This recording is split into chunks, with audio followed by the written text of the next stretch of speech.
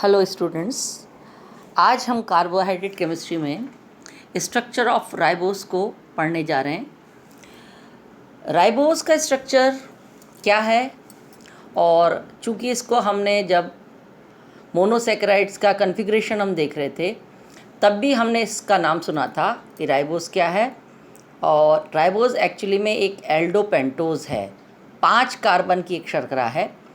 और 5 कार्बन की श्रृंखला होने के कारण इसमें 3 असममित कार्बन हैं।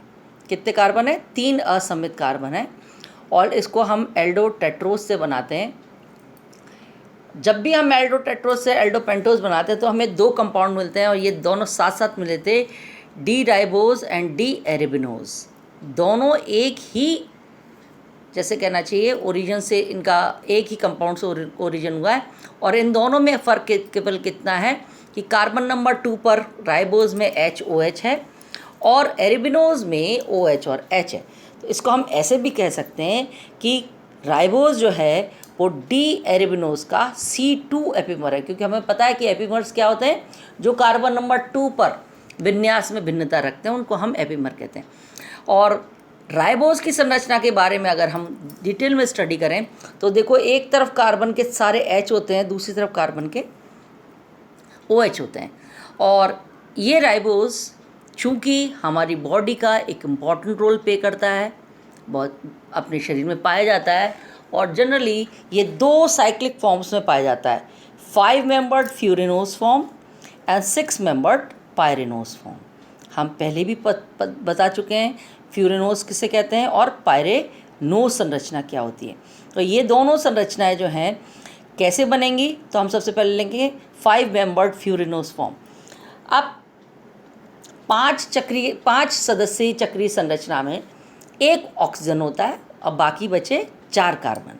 तो 5 कब बनेंगे? जब कार्बन नंबर 1 का CHO कार्बन नंबर 4 के OH के साथ अगर हेमी एसिटल लिंकेज बनाता है, तब जाकर हम देखते हैं क्या बनता है, 5 मेंबर्ड फ्यूरिनोज फॉर्म। देखो, कार्बन नंबर 1 का C डबल बॉन्ड O पर कार्बन नंबर 4 का H पहुंच जाता है, क्या बन गया, H ऊपर पहुंच गया, और एक साइक्लिक संरचना बन गई जिसको हम बोलते हैं साइक्लिक हेमी एसिटल।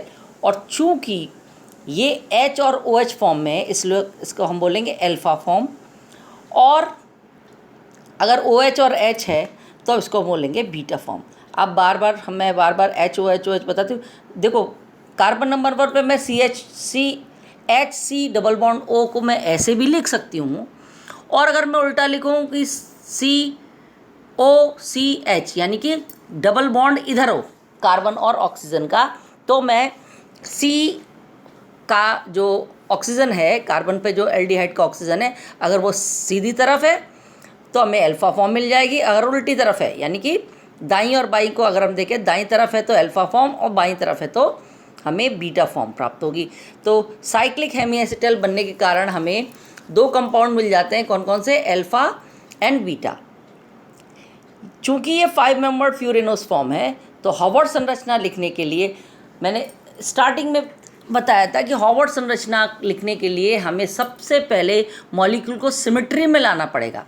सिमेट्री मतलब सारे समूह एक तरफ हों, और चाहे दाईं तरफ हो सारे समूह और बाईं तरफ, बिल्कुल इस तरह का संरचना होनी चाहिए जिससे कि हमें हॉवर्ड संरचना लिखने में परेशानी नहीं हो। और मैं चूँकि पहले भी बता चुकी हूँ हॉवर्ड संरचना लिखना, इस बार फिर रिपीट कर रही हूँ कि हॉवर्ड संरचना लिखने के लिए पहले हम C4 पर लगे सारे समूहों का विन्यास 2 बार बदलें तो पहले वाला विन्यास प्राप्त हो जाता है। मतलब मॉलिक्यूल जो है सिमेट्रिकल हो जाएगा। जैसे कि कार्बन नंबर 4 पे है H और CH2OH, साइड में O है, तो हमने पहली बार चेंज क्या किया, H को नीचे लिया है और CH2OH को साइड में ले गए, पहला चेंज। दूसरा चेंज, ऑक्सीजन को नीचे लाए, H को ऊपर ले गए। ठीक है, अगर ये इस तरीके से हम लिखेंगे तब भी हम देखते हैं कि पहली संरचना में और इस संरचना में कोई अंतर नहीं है। देखो, तो यानी कि स्ट्रक्चर ऑफ राइबोस को हम ऐसे लिख सकते हैं, कार्बन नंबर 1 पे HOH, 2 पे HOH, 3 पे HOH और 4 पर CH2OH और H। अब सिमेट्री क्या है, कार्बन नंबर 1 ऊपर से, कार्बन नंबर 4 से ऊपर और नीचे से, इस प्रकार से अगर हम जोड़ दें तो हम कहते हैं फाइनल फॉर्म ऑफ हम राइबोफ्यूरेनोज की लिख सकते हैं। This is the alpha form of ribofuranose and this is beta form of ribofuranose.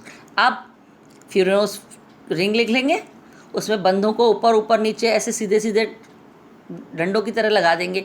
अब इसमें साइड वाले यानी कि तुम्हारे बाईं तरफ वाले समूह को ऊपर लिखेंगे और दाईं समूह को नीचे लिखेंगे।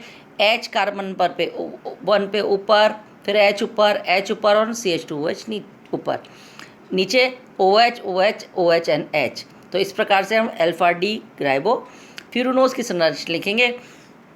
बीटा फॉर्म ऑफ पायरेनोज में अंतर केवल कितना है कि OH ऊपर आ जाएगा कार्बन नंबर पे और H नीचे आएगा। नाम क्या होगा?